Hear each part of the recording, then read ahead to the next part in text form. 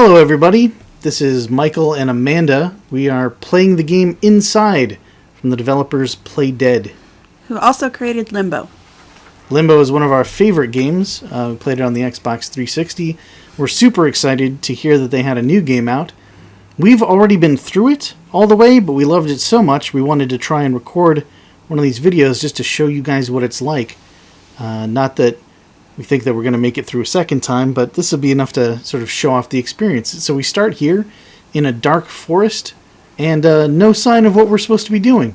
So if we mess around with our controller, sort of move right, left, hit an A button. That's us. That's all the setup we get. Faceless little child. Alone in the dark woods. We can move right, we can move left. We can run. Can you jump? You can jump. You have to jump. We got a pretty good sense of balance.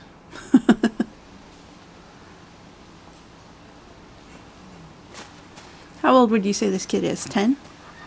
Yeah, I think 10, 11, that's a fair guess. One of the things I really love about this game is the depth of field, that technically all you can do is run left and right.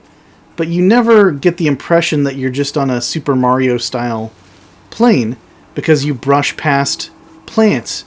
Just by moving right, you go through these security gates,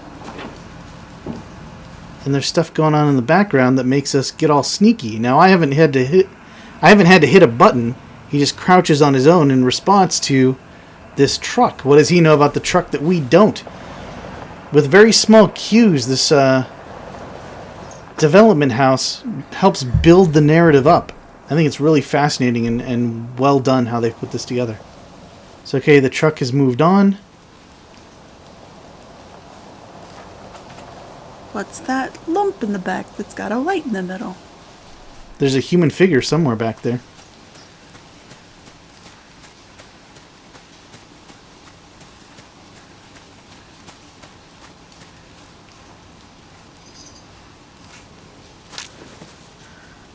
Uh-oh. Looks like they're wearing masks, huh? Oh, yeah. I think. I don't think I noticed that the first time through. Alright, seems like they're gone. We can sneak our way past.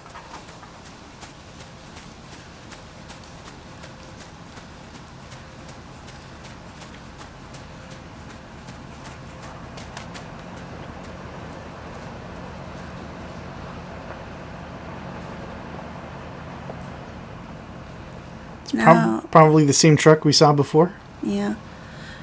Now not just human figures, but somebody's got a dog over there.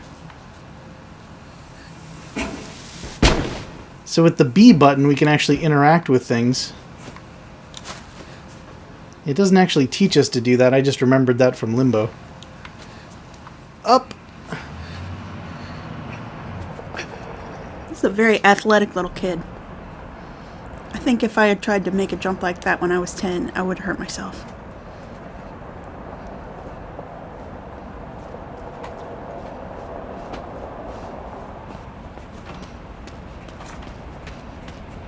And yet, there's no safe way to get down.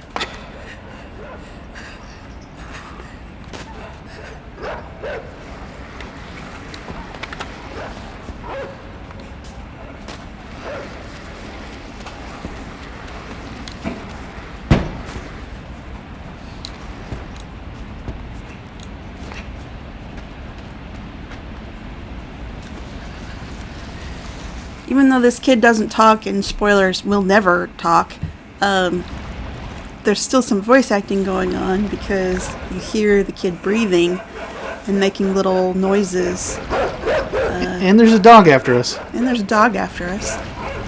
Whoa!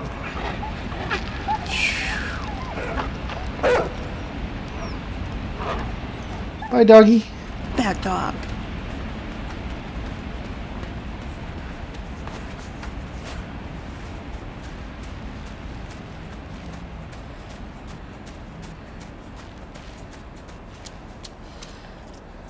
You can hear his labored breathing when he runs. You can hear his little noises when he lands or when he seems scared. And thanks to the microphone we've set up, you'll be able to hear our little noises when we're scared.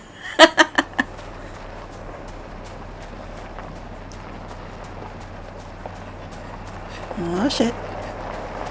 Like now. Run.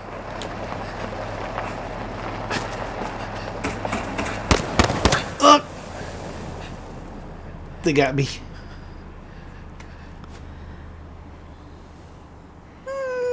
Well, that's our first failure. Mm-hmm. So what did we learn? Don't do that. Do something else. We can't outrun a vehicle and a dart gun. So... Duck under, duck under. Go left.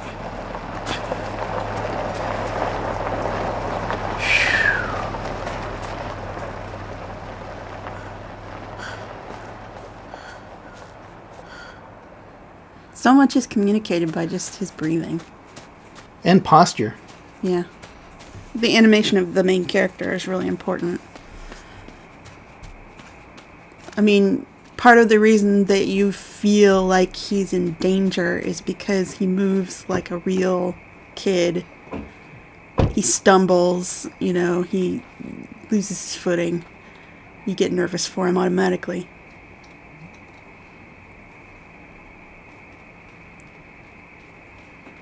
Oh, crap. Oh.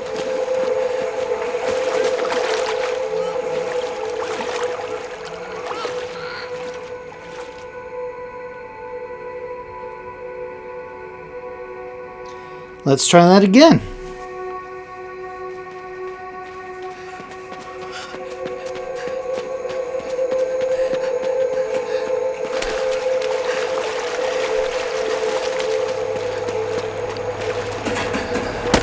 Go.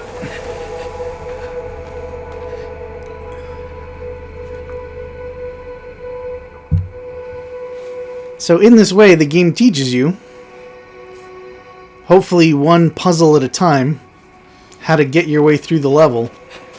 So with this guy, there's a route that'll trip us up. We jump a little early and we're okay. We've outpaced him.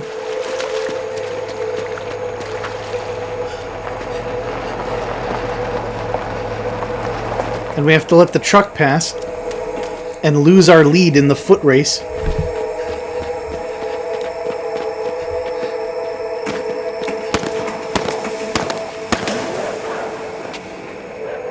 And now there's dogs.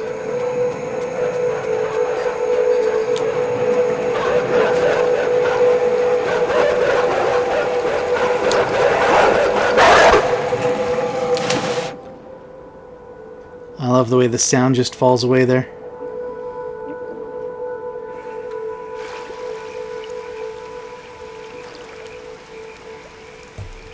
There's no way of knowing if we go out into the light if we're in danger. But I'm going to assume yes. They aren't moving the light, so yeah, you need to duck under so that they can't see you and get past that circle of light. And now we're probably okay.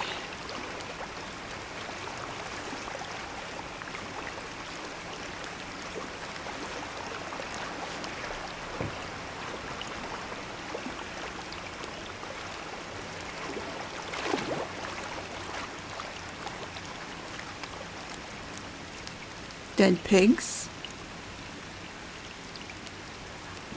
So there's that. There's no real hints as to why this child is being pursued, what happened to those animals, where we're going.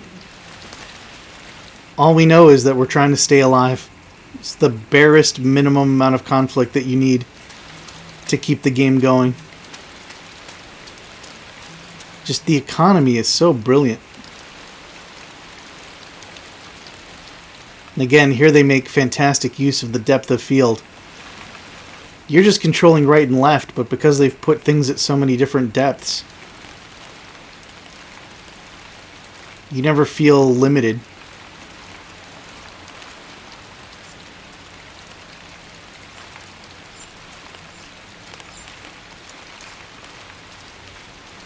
Well, I guess to be fair, occasionally you feel limited when you see something in the background and you realize that you can't do anything with it. Like, right there, you can't do anything with the hay bale. You can't climb it or anything. But they give you a nice distraction. Like, ooh, chicks.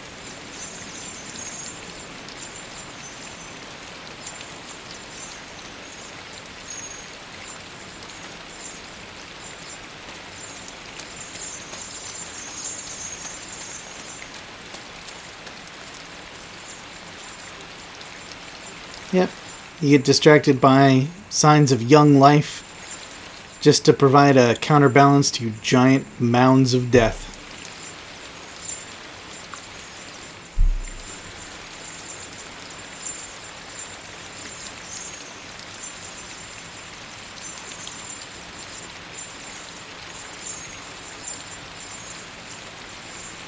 You know, I didn't really question the first time we played why those chicks follow you. Mm-hmm. I was just like, well, you're the first living thing they've probably seen in a long time. Why wouldn't they follow you?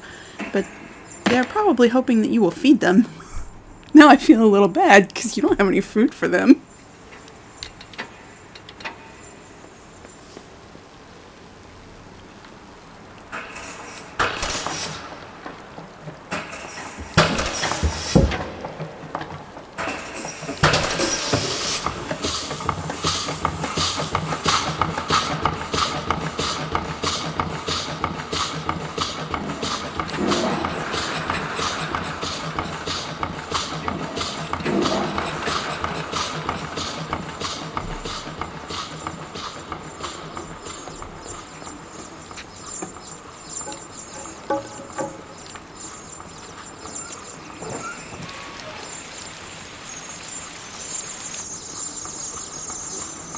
This is the bit I felt a little bad about.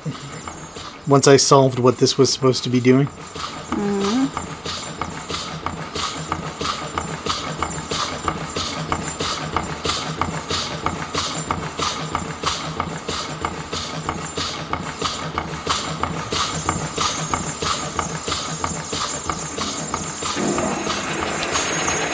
But they're okay.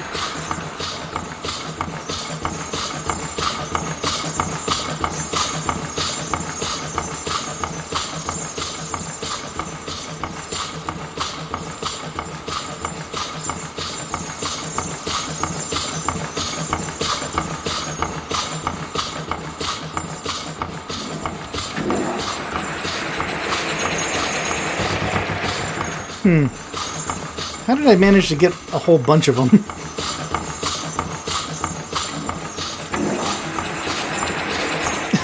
Just one chick? You gotta go all the way to the back and wait for them to catch up and then run back.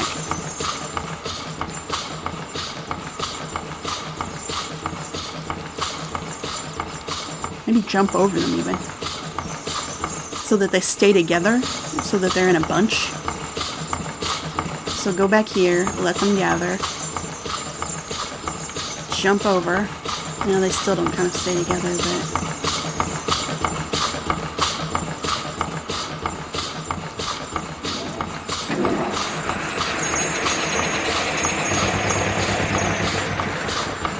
That was enough.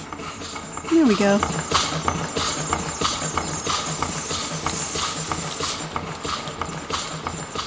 Sorry, chickies. Maybe there's something in that hay you can eat. Chicks could probably eat hay seeds. Sure.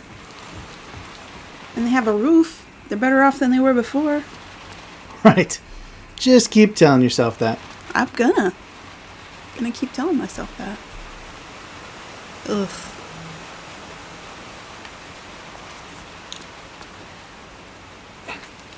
Ugh. Landed Hooray. safely on a pile of dead things. Yeah, those gassy decomposing pigs really helped break the fall. See and the they've giant got- worms? Yeah, they've got worms in them. That's fun. Those worms are way too big. That's an unnaturally large worm.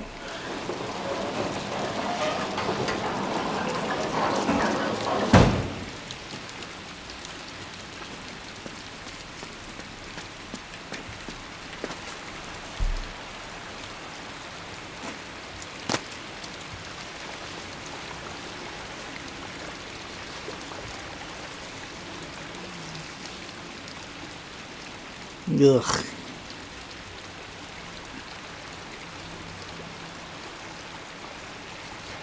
Yeah, and I mean, if this was a pig farm, that was probably 90% pig shit you just waded through and continue to wade through. So, enjoy that.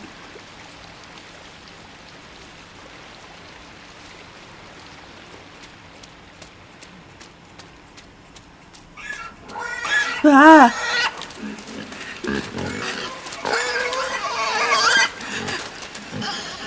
Man, this kid's got quick reflexes. Olay!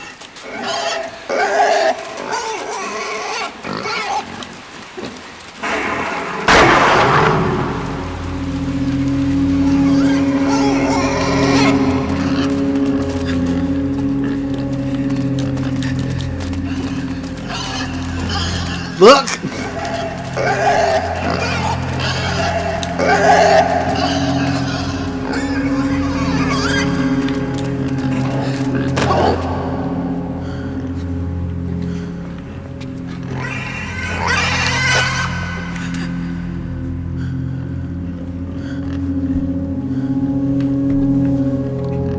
Seems like part of what was driving it crazy was that worm.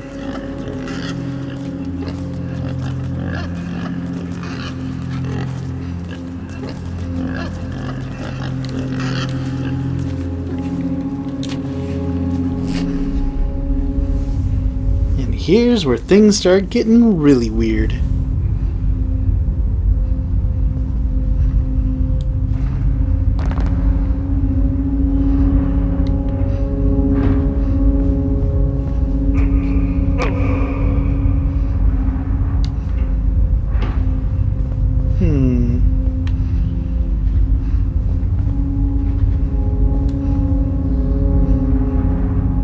Seems like I need all four of them to lift it.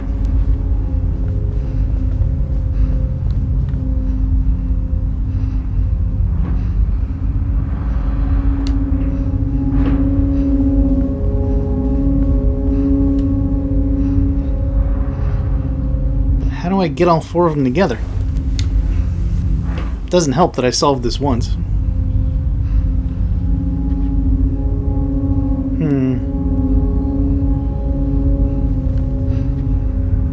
Aha! While two of them are busy lifting, I turn the other ones back.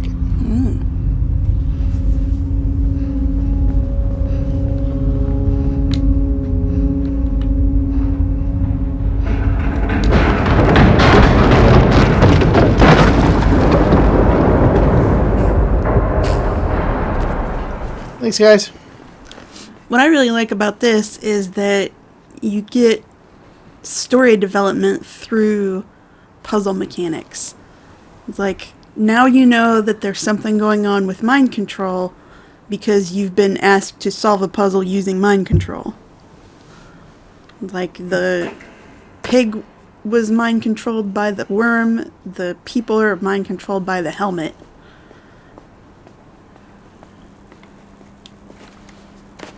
It's a great way to do exposition. You don't have to come across a note that says, "Oh my god, somebody is mind controlling me," or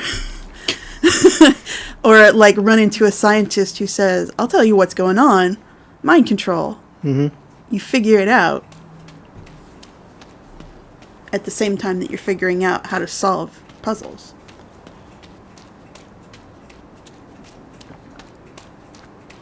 Would you like some Irish coffee? Are you asking the listener?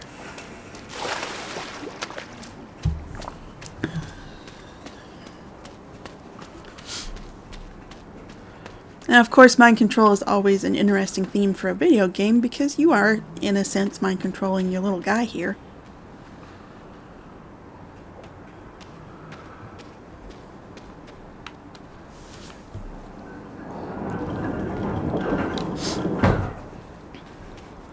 Like in the original BioShock, when you discover that all of the objectives that you've been giving... Spoiler alert, if you haven't played the original BioShock.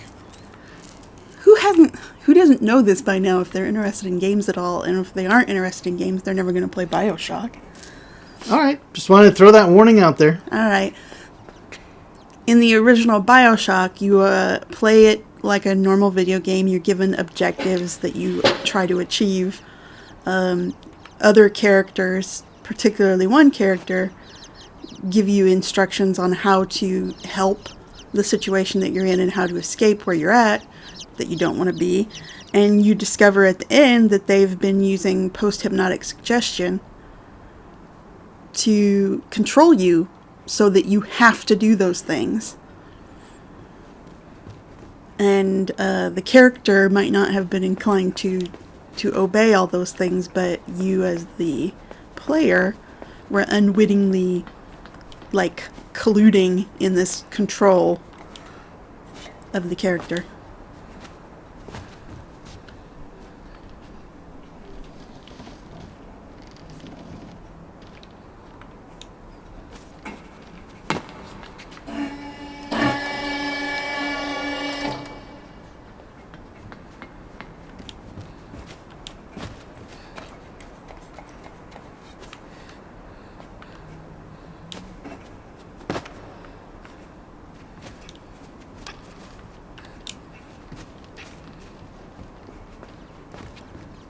So you guys are seeing this with the benefit of us having done a playthrough already, so there's not a lot of backtracking and trying to remember how the heck you get up here to get the safe.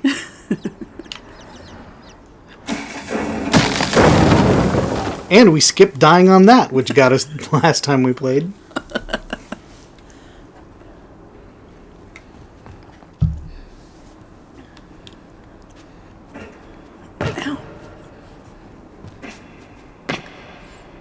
It would take me so long to play this game just because I would never want to jump my little guy further than I absolutely had to and all this stuff, because I'm weirdly sentimental about video game characters. Like, I feel so bad if I cause them to make little pained noises or whatever. Kind of reminds me with a friend of ours, back in the day in the first Tomb Raider, there was a mission where you could run Lara Croft around her own mansion, and it was sort of a training area where you could do gymnastics and whatnot. And he discovered that by throwing her off some stairs, she would land and break her neck and make the most horrifying pained noise. Every time. There was no way not to kill her if you jumped her off those stairs. So felt pretty terrible about that. But he kept doing it like 8 times just to find out if there was any way to keep her alive through the experience. And every time we were all wincing as she made that kind of noise. I don't think that was the noise, but that was gross enough. Don't do that again. No, hers was more whimpering and pathetic, I think, and less pukey. We don't even see who we're controlling. But we know already from seeing these helmets before that that's what they do. All right. There's a set of lights on the right, upper right. You see they go from left to right. Mm-hmm. White means it's working. So we found one guy to be on one pressure plate. And there's another guy around somewhere.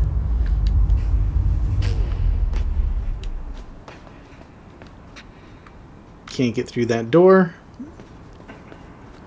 What does this do? There we go. Probably lets in another guy.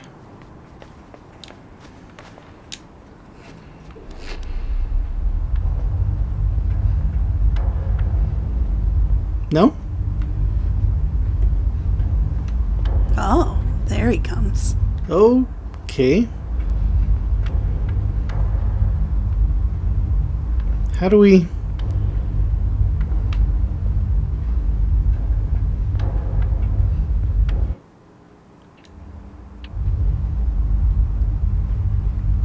No memory of how to do this one. Oh, yes, I remember. Problem is that they go wandering off. If we close that door...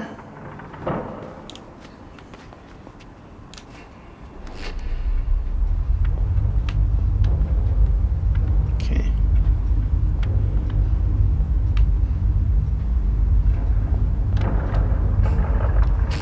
Thanks, guys.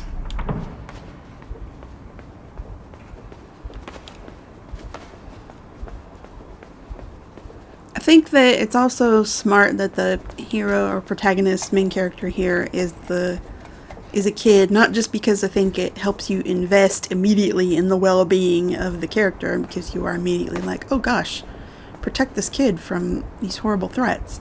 But also, it disarms questions of, why isn't this character going and helping some of these mind control people, or at least attempting it? You know, like, if this was an adult and solved this puzzle, I would wonder why they didn't then try to go smack those people who are mind controlled on the face and see if they can revive them. But a little kid, I wouldn't expect them to risk themselves like that, or to feel like they could do anything about that. At this age, he's obviously not an action hero. Right. He's just trying to scrape by.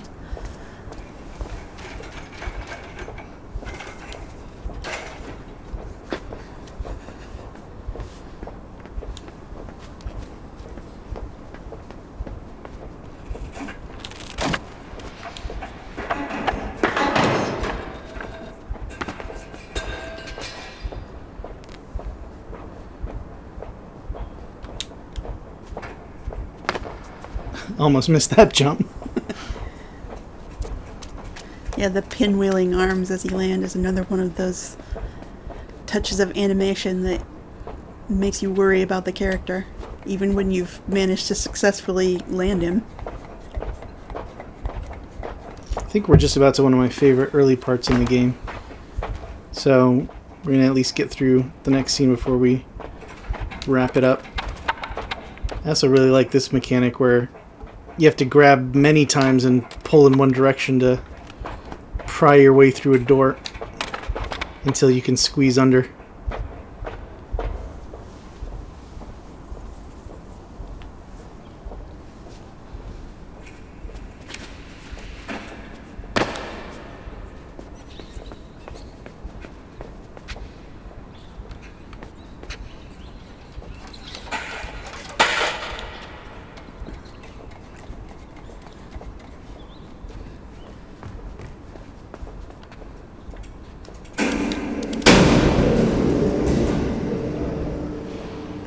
So here you've even got the warning of the person already on the floor to give you a sense of what might happen if you get caught. He twitches every time the light lands on him to let you know that the light is what's dangerous.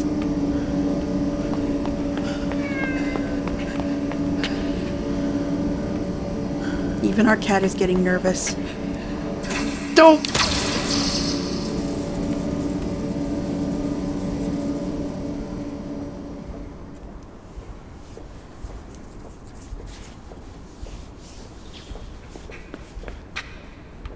Because the problem is you can't just run through here with the lights off. Because this elevator won't be active. But maybe the step I forgot is that you can open this door in advance. Yep. That's what I missed. And that's why I got caught. It pays to scout ahead. Except in the many instances when it doesn't. Yeah. You gotta learn one way or the other.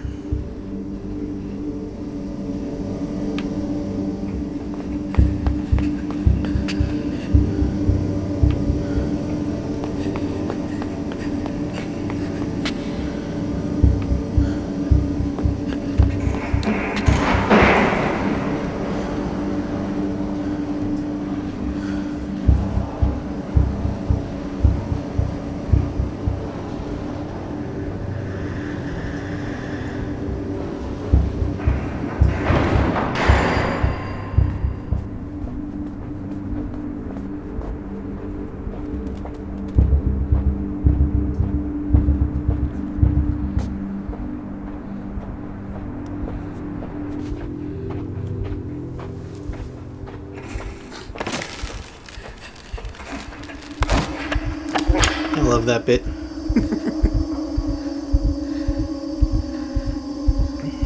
Now we're in trouble.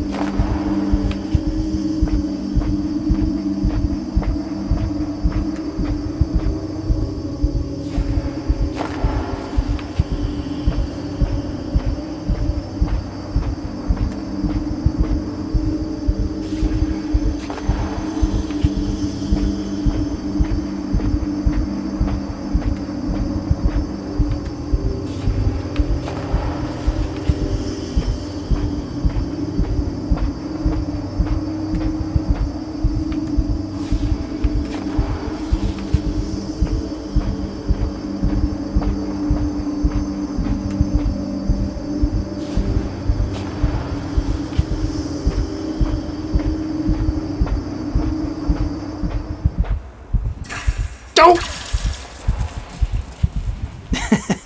Figured it wouldn't be fair to make it through that whole stressful thing quiet, solving all the puzzles without showing what happens if you get caught.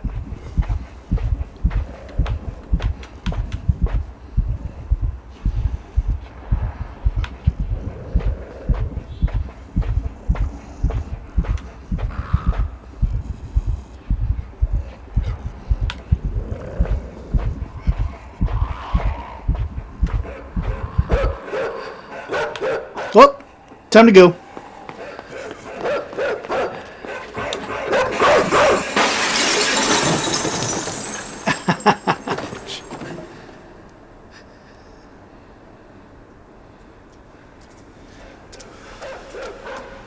Uh-oh.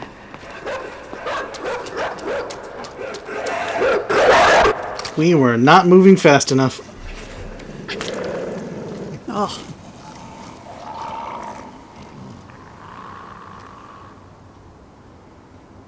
So as soon as we hit the ground after the glass breaks, we need to be moving.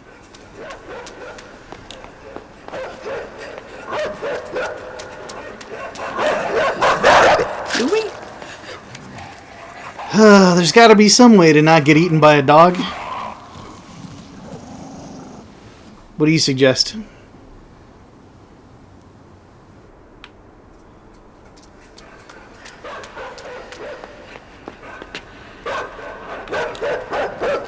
Aha! Screw you, dog!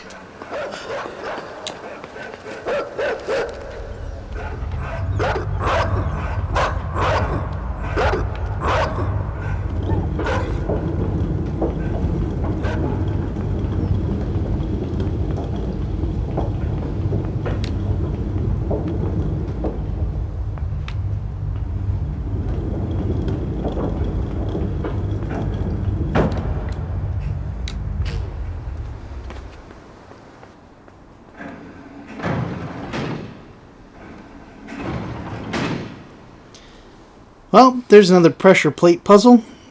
It's pretty easy to figure out, but we've been at this long enough. Mostly just wanted to go through the walking in sequence, the mind control mechanic, the whole setup. It's kind of an amazing start to the game, and we're probably no more than 25% of the way through it. There's a lot more stressful puzzles and ways for a young boy to die lying ahead of our protagonist.